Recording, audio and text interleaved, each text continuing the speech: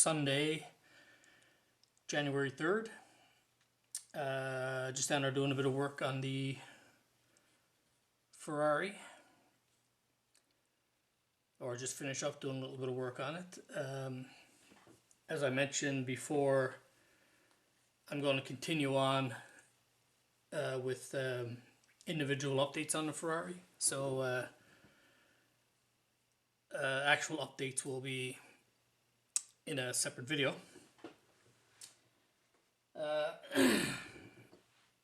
But I'm also at the same time doing a bit of work on the Kawasaki for the motorcycle group build that's going on. I decided to go with the 112 Fujimi EVA livery Ninja. Didn't have the parts that the aftermarket stuff that I have ordered for the Ming Kawasaki. They haven't shown up yet, so rather than get part ways for the build, have to stop and stuff like that, I decided to go with the Fujimi. So this is the engine, not completed yet, just started putting it together. This so far I think I have about 6 or 7 pieces into this. So I would say that the detail and so far the fit is on par with a Tamiya motorcycle kit. Really impressed so far with how it's going together and how it fits, and you can see again the amount of detail is on par with the Tamiya motorcycles as well. Quite nice. So I got the main part of the engine together. This is the exhaust manifold, I think. This is, and I don't think I cut the head off yet. And the head goes on here. So those are the 2 main parts that I have left to do. And then there's a few bits and bobs, oil, filter, that kind of thing. So this kit as well comes with some photo etch, mainly for, this is screens for the rad, some brackets and stuff for the brakes, and here are the brakes, the rotors, and some Brembo markings for the calipers. So we're a little ways away from the step for using this, but there is some photo etch on this kit that comes with it. So that's pretty much what I've been working on so far. Today. So I'll be right back when I have another update. Evening all. It's Monday, 4th January, I think. So just continuing along, mostly spending my time on the Kawasaki. Just doing some little bit of trim work on the Ferrari. There's a little bit of touch-up painting I have to do there. With the Kawasaki, so I've got the engine, or most of the engine, the main block parts, together, and have the base coat of dull aluminum, Tamiya. Don't have the bottle here with me, I don't think. Nope. So this needs a little bit of detail painting on a couple of the covers. Then I'll just give it a light wash. Use this to be a panel washer on that, and that's just to bring out a bit of the definition of the engine. As you can see, there's a ton of detail there. Sad part is this will all be covered up anyways. So just continuing on with a few more pieces, cleaning up a few more pieces, the head or the valve cover. Yeah, valve cover. I think this is an intake or something. Not 100% sure actually what that is, but it goes on the back part of the engine anyways. There's the muffler, and just let me zoom in. I mentioned before that this kit seems to be on par with Tamiya, and I'll kind of show you what I mean there. So this muffler, this nice bolt rivet detail around here. This is the bracket to hold it on. It's where the exhaust nameplate will go. But look at the nice detail around there.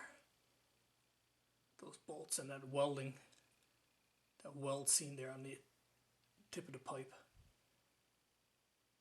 Really nice. I haven't done any seam work on this yet, but I mean, even that bolt that holds it to the bike, really nice. And this is some of the inner framework. If it would focus.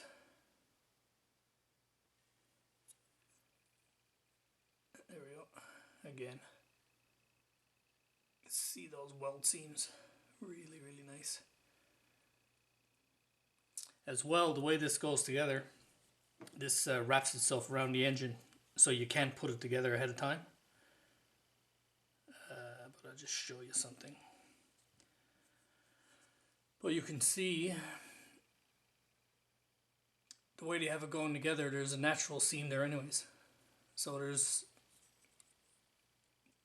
none of the visible seams are, they really are seams. A little bit here, but you're not going to see any of this. Is all going to be covered up. So quite nice. The other part I've started on is the, oops, I can zoom back out here. Oops. Started on the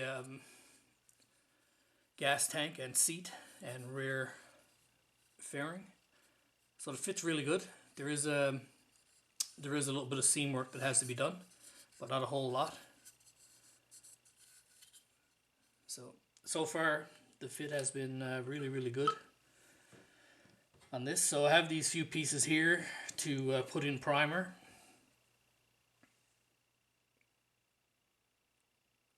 Here's where the exhaust attach. This has to go onto the engine. They have these separate, which is nice for painting.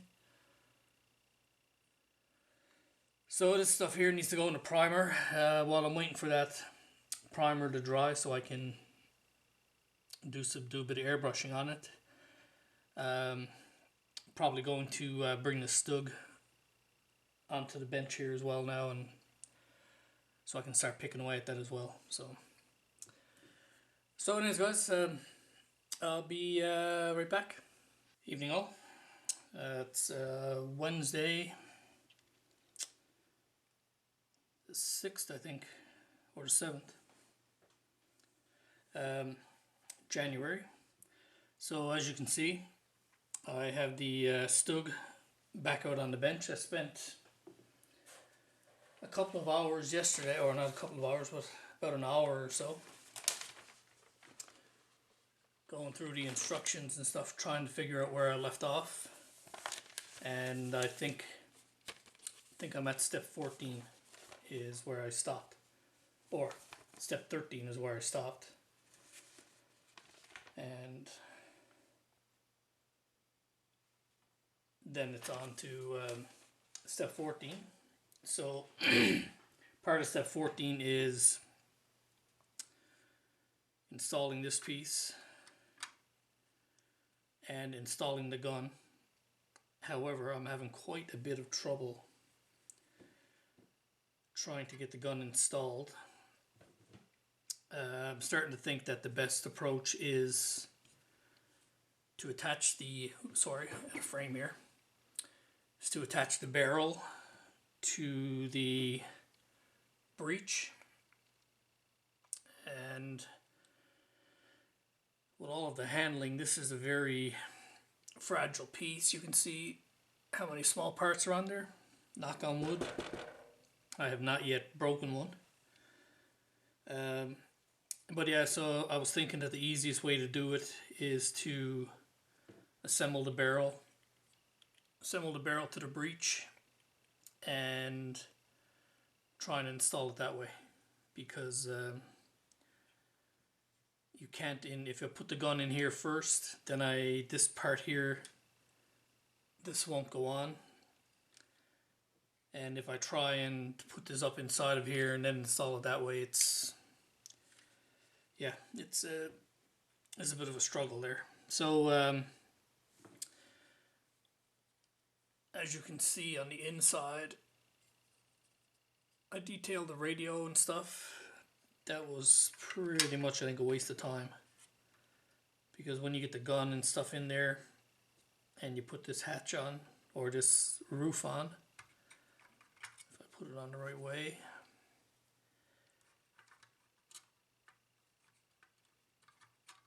put that roof on, you're only going to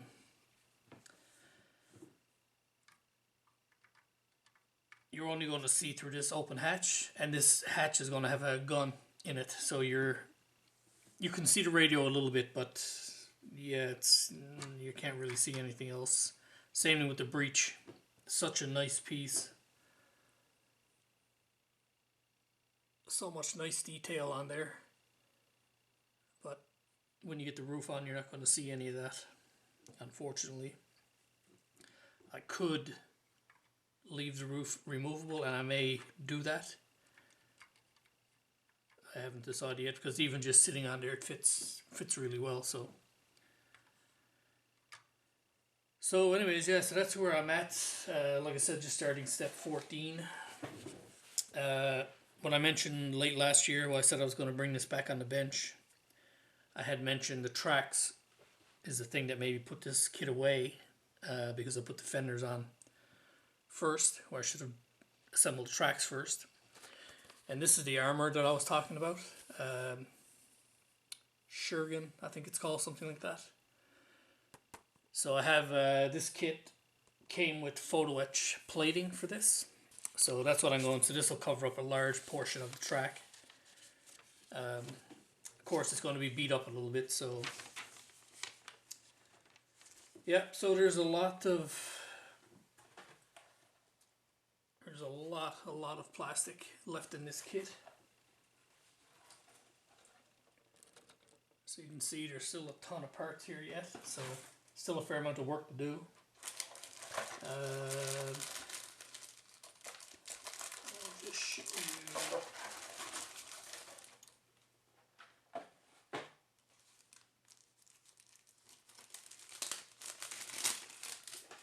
Sorry. So here you can see this is the plating for the side armor. Small decal sheet, and this is the tow cable. Nice braided. Also. So yeah, so that's where that is. So when I come back with another update on this, hopefully I'll have that gun in, and we'll have figured that out, and we'll just carry it on from there. So be right back. Okay guys, so I glued the gun to the breech. Now I just got to try and get this all together here. Won't be able to do that on camera because it's too much finagling. So when I get the gun and this top hull attached, I'll be right back. So I have the gun in. For this one, you can see the gun is unpainted. For this build, I'm going to have the top glued on. It's not going to be removable like I was thinking. Just because I've made so many mistakes on this build that I just don't want to put the time into all that detail painting when I'm not happy with the build overall. So The next thing on this will be the tracks, which is what stopped me on this build in the first place. You can see on this side I have probably about 75% of the track built. On this side over here I don't have any. So it shouldn't take me too long to finish up this side. This of course is, this kit has the magic tracks, which is the individual link plastic tracks. So yeah, so that'll be my next step with this StuG.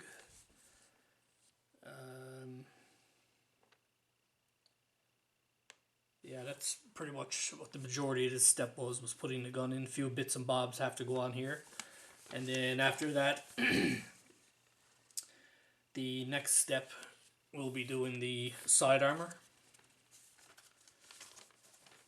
And then once that side armor is on, I should be able to start on the painting then. So it has markings here for 7 StuGs. I'm not sure yet which one I'm going to do. I'm thinking leaning more towards this one, Ukraine, 1944. This color is it's Dunkelgelb, which is a dark yellow, I think. So this tank seems to be all one color. This was originally the one I was going to go with. This one has the winter camo, East Prussia 1945. But like I said, I have to put the side armor on because where I screwed up on the tracks. So I think this is going to be the one I'm going to go with. Just a solid color and some weathering. And that'll be that. Decals are very minimal. And I think the way it looks now, I believe that the side armor is actually removable. I think you can put it on and take it off.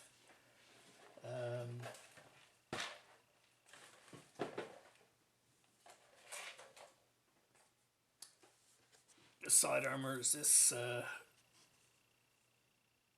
metal parts, and the brackets are plastic. So I just wanted to give you an indication here of how fine the mounts are.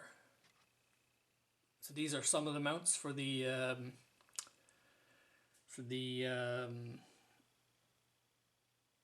side armor, and you can see just when you compare it to the tip of that Q-tip how fine they are. The amazing thing is there's no flash or anything, or no parting lines or anything on these brackets.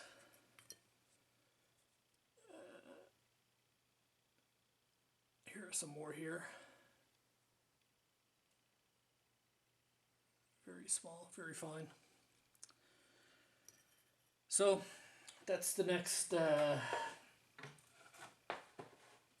challenge for the StuG once I get these other few bits and bobs on here.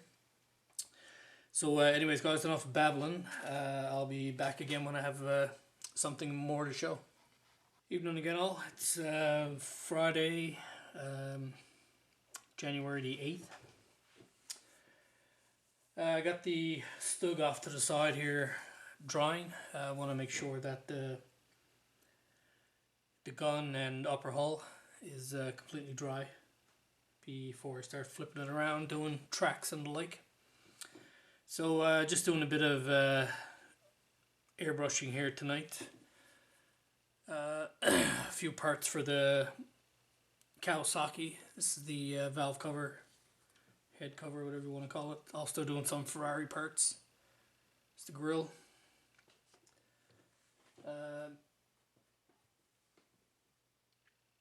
These are parts of the Kawasaki frame, as well as that. This is one for Kawasaki. This is the intake, I think, if I'm not mistaken. believe that's what it is.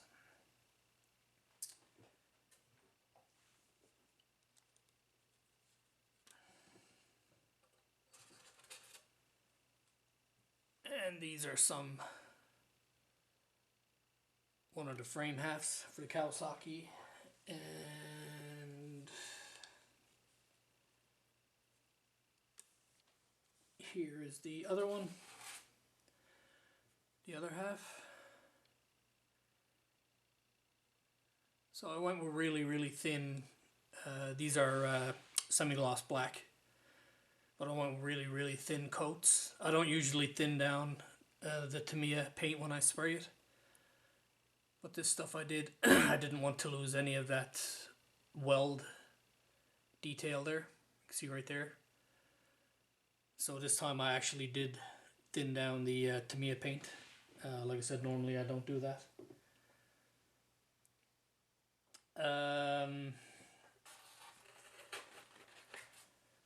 So that should give me enough to get the engine pretty much complete. There's a little bit of hand painting that I have to do on some of the covers. They're a little bit darker than this dull aluminum.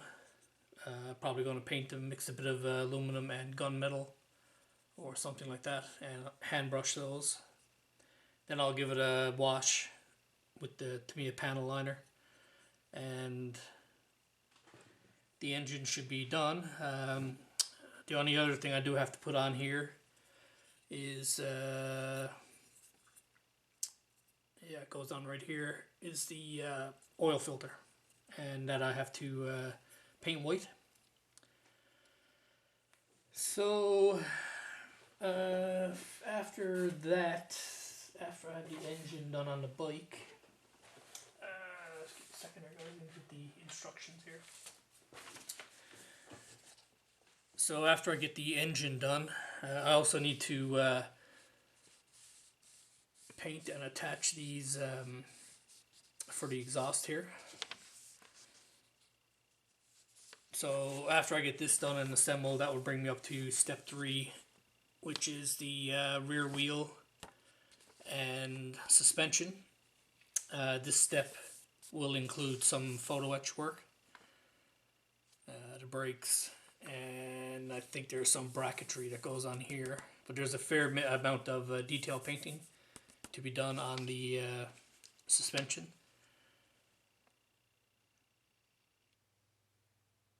And then it's the rear swing arm and chain to be done as well as part of step 3, and then it just attaches to the engine. So that'll be my next step. So this is Saturday 9th of January, I think. I really need to get a calendar down here. But anyways, I think in my last video I mentioned the StuG. It's off to the side here drawing. Then I also remembered when I was looking at the paint schemes over the past year or so, when I've been wanting to get more into 1/35th scale stuff, I've been picking up here and there. I've been picking up paint and weathering sets for doing armor. So I went through what I have there, and I have a few different ones here that I think I'll be using on the StuG. So I just thought I'd show a few of these to you guys. So this is Dust and Dirt. I think this one might be more for desert type of stuff or dry climate, but I'm not 100% sure yet, so I pulled that one out. Also pulled this one out, Rust and Chipping Effects. Certainly will be using that one, I think. Also have this one here, specific for tracks and wheels. Again, definitely be using that one. And then I have a couple here that are specific to German armor.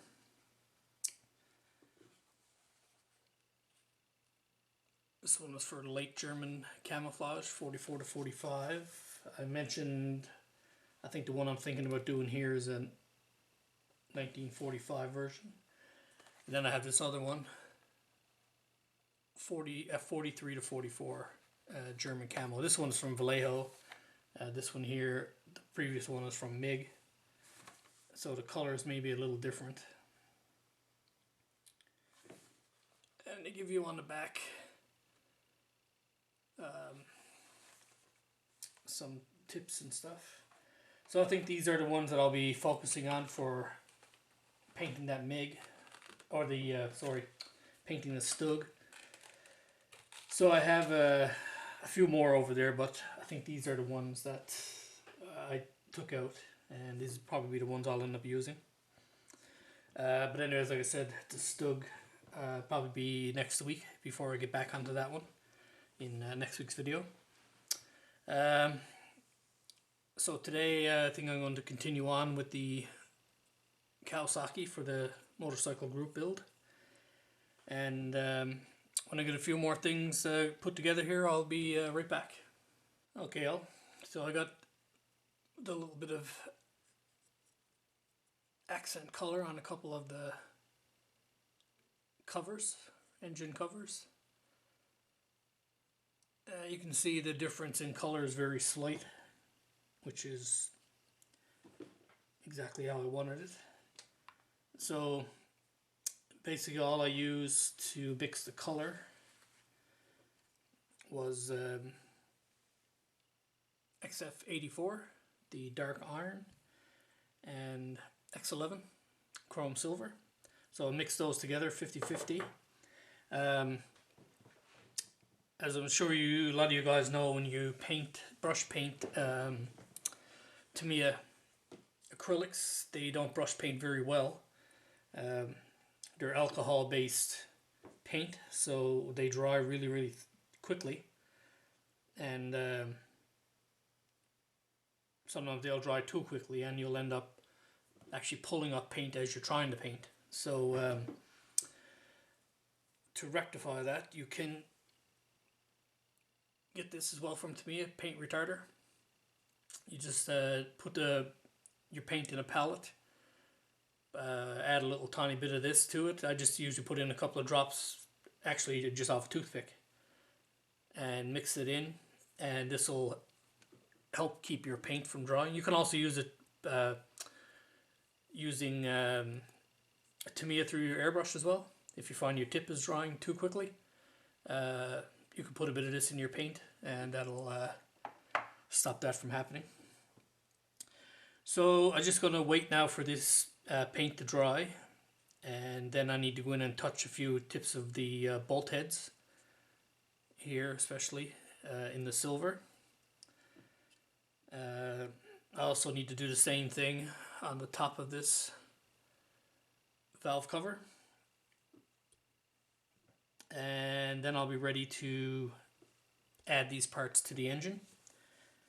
So once I get the engine completed, I'll be right back. Okay guys, so I got the engine almost complete. I have about 8 more parts to go on here. I keep thinking I only have 1 or 2 more, and then when I look, there's another one, then another one. So I have a few parts glued on there now. I want to let those dry before I start moving it around, adding more parts. So I think this is going to end it for this week. I'll probably put this video up probably tonight, or maybe tomorrow, Sunday. I'll do it tonight if I get a chance, but if it's not tonight, it'll be Sunday that it'll go up. The other thing that I plan to work on this year that I haven't mentioned before, I bought this about probably 2 years ago. This is the Arduino. It's the starter set. Comes with the board and plugs and all this stuff. Really, Arduinos can be used on pretty much any model that has any type of electronics that you want to put in, lighting, sound, or lighting particularly. So I know how to upload programs to the board and all of this stuff. I know how to do all that already. What I don't know is the actual coding language that you use for the sketches. So I don't want to just be able to download other people's sketches or whatever. I want to be able to write my own. And I don't want to just download ones and just edit pieces of it here and there. I'd like to be able to start from scratch and write my own sketches. So that was the reason why I bought that. Like I said, I bought it about 2 years ago. But I've never ever really gotten into it. I built a small case for the Arduino board itself, but I haven't bought the nanos or anything like that to go with it yet. So that's something else that I plan to hopefully screw around with a bit this year.